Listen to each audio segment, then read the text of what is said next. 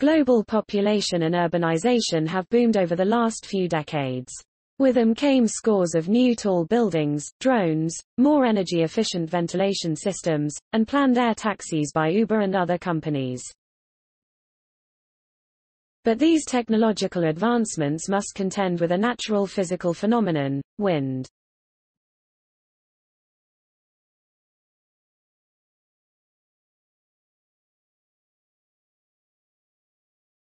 Scientists presented the latest findings on modeling and predicting urban airflow, in the hope of building better buildings, cities, and transportation, at the 73rd annual meeting of the American Physical Society's Division of Fluid Dynamics. The urban skies of the future could teem with autonomous aircraft, air taxis, drones, and other self-flying systems. A team from Oklahoma State University has developed techniques to model environmental hazards these vehicles might encounter so they can safely navigate cities. Urban environments present enormous challenges for drone and urban air mobility platforms, said researcher Jamie Jacob, who led the team. In addition to the challenges of traffic congestion and obstacles, critical technology gaps exist in modeling, detecting, and accommodating the dynamic urban local wind fields as well as in precision navigation through uncertain weather conditions. Researchers attached sensors to robotic aircraft. They combined this data with numerical predictions to get a better picture of the complex wind patterns found in urban environments. The work could help improve wind and weather forecasting, not only for unmanned aircraft but also for conventional airplanes.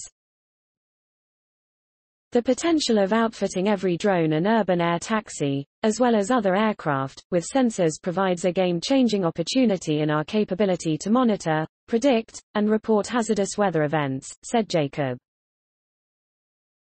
Another group, based at the University of Surrey, also investigated building wakes.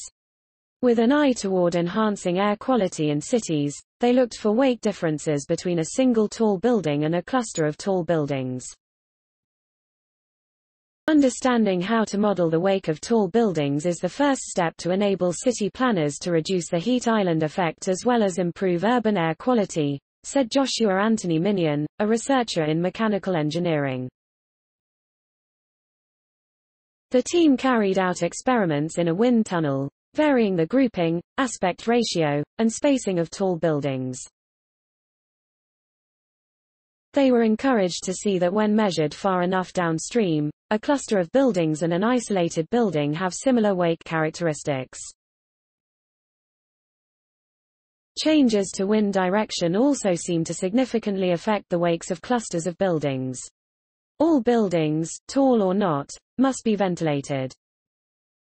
The ability to predict ventilation flow rates, purging times and flow patterns is important for human comfort and health, as highlighted by the need to prevent the airborne spread of coronavirus, said University of Cambridge researcher Nicholas Wise.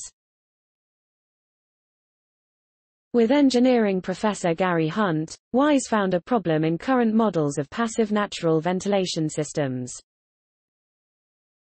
These often use displacement flow, where cooler night air enters a building through one opening and warmer air accumulated during the day exits through another opening.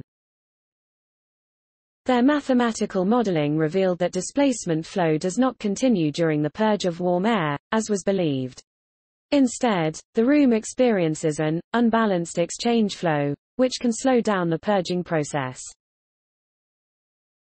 Every displacement flow transitions to unbalanced exchange flow, said Wise. The researchers were surprised at just how much adding a small low-level opening speeds up room cooling, compared to a room with only a high-level opening. Their model will be useful for designers of natural ventilation systems. Please support my channel to grow by pressing subscribe button and the bell icon. We will notify you technological news. Thank you.